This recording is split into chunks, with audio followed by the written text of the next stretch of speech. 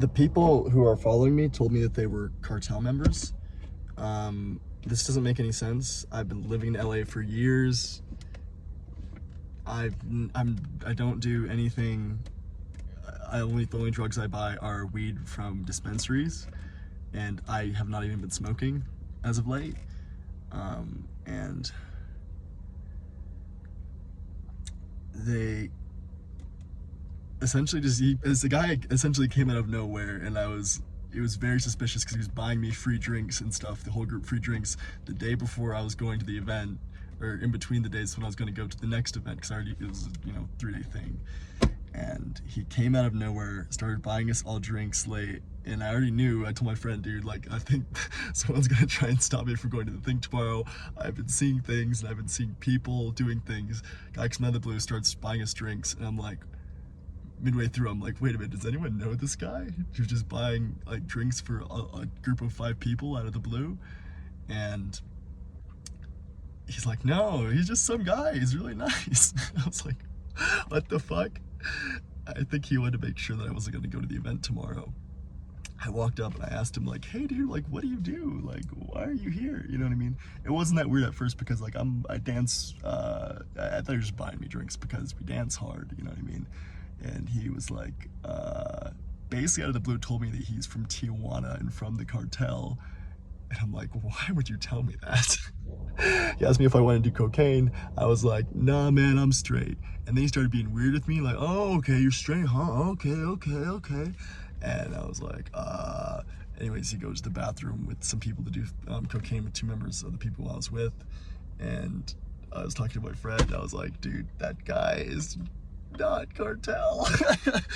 But anyways, he was essentially like mean mugging me to my face after that for the rest of the night. He showed me pictures on his Instagram of all the guns he had, and I was like, oh, cool, man, cool. And by the way, this is not the first weird experience that I have been having, but this is the only one that's we're gonna talk about right now.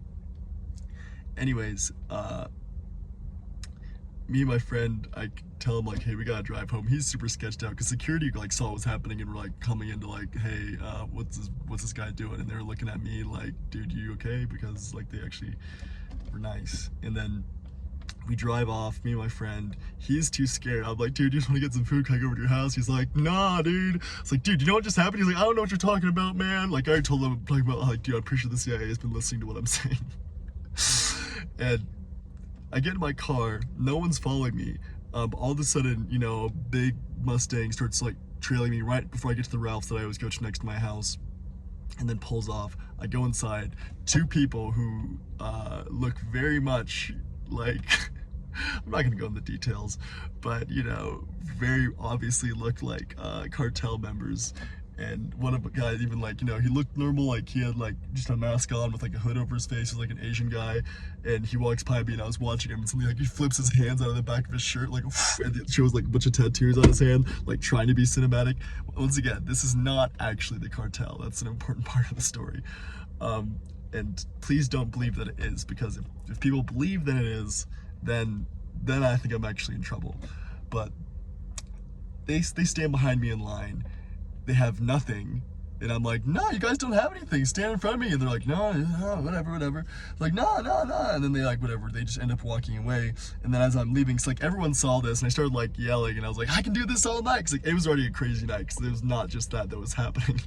But anyways, and then they were like trying to follow me outside, and I was like, stop following me, dude, stop. But you can like ask the people at Ralph's at the night shift, or the Vons that's in Koreatown on Vermont about this story. There's a woman with like glasses who's like chubby. She's kind of there at night a lot.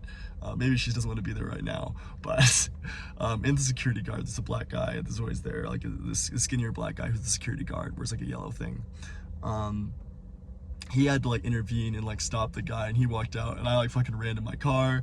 And then I decided, okay, I'm just gonna drive out to the desert, you know what I mean? But I was driving past kind of the way I normally take home-ish, because I just wanted to like drive past there. And all of a sudden, it's funny because I wasn't even heading home, you know what I mean? When I get to my home area, the Mustang pulls up, you know, out of nowhere and starts following me and then turns off. Like they had my GPS location, which is hilarious because the cartel should not have my GPS. But anyways, and then the next night, so I spent the whole night driving around being like scared. And the same thing the next night, I'd park my car somewhere and some people would look up who like look like they're cartel in a neighborhood where okay, now I sound like I'm racist, but in a neighborhood where it'd be weird to see people who look like cartel members walking around.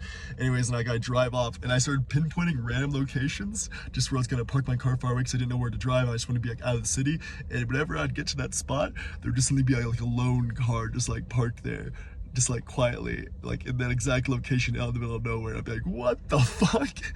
And this is after I was telling my mom, like, unless they gave like the cartel my GPS, but that'd be crazy.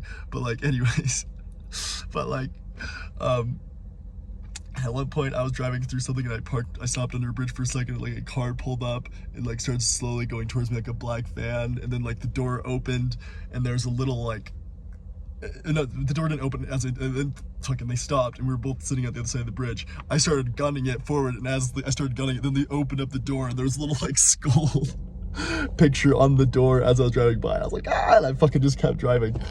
And by the way, the event was absolutely insane. I'm gonna go into the event shit later, but holy fuck. It was like, yeah, everyone was goofy, everyone.